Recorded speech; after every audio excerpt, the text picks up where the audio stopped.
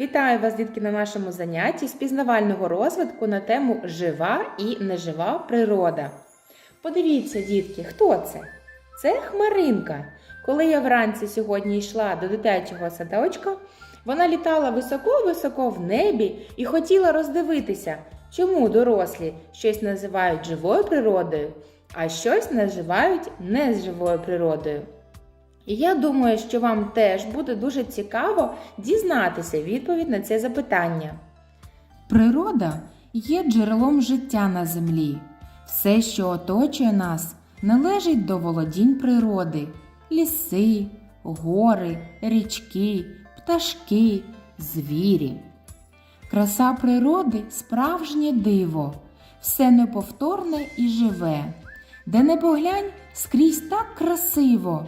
По небу сонечко пливе, навколо височіють гори, між горами дзюрчить вода, а ліс зелений, наче море, і всюди казка ожива.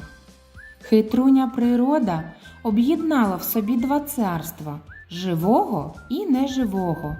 А тепер давайте докладніше розберемося, що в якому царстві мешкає. До живого царства природи належать тварини, рослини, гриби, комахи, мікроби і люди.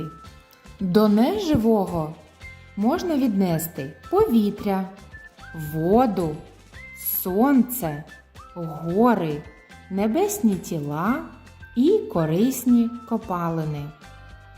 А щоб не плутати живе і неживе, треба знати маленький секрет. 4 прикмети всього живого. Усе живе росте і збільшується у розмірі.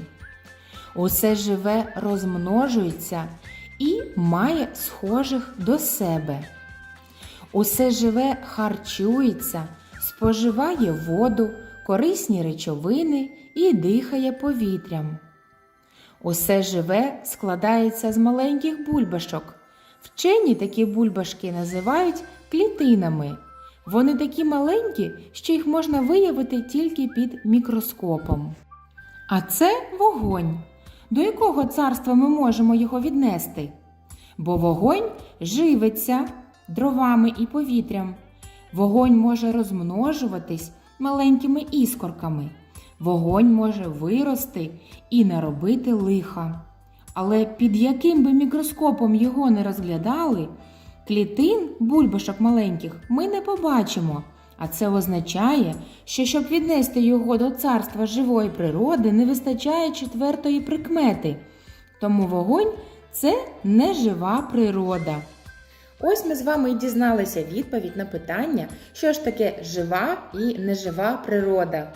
Ви сьогодні гарно попрацювали, але наша хмаринка щось занудьгувала. Давайте її порадуємо і згадаємо назви її діточок-хмаринок. Подивіться, цей вид хмаринок називається шаруваті хмари. Це перисті хмари. Це купчасті хмари.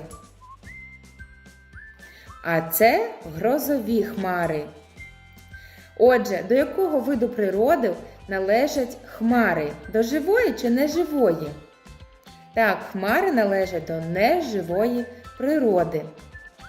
Наше заняття з пізнавального розвитку вже підійшло до кінця. Я всім вам бажаю гарного дня і кажу вам до побачення!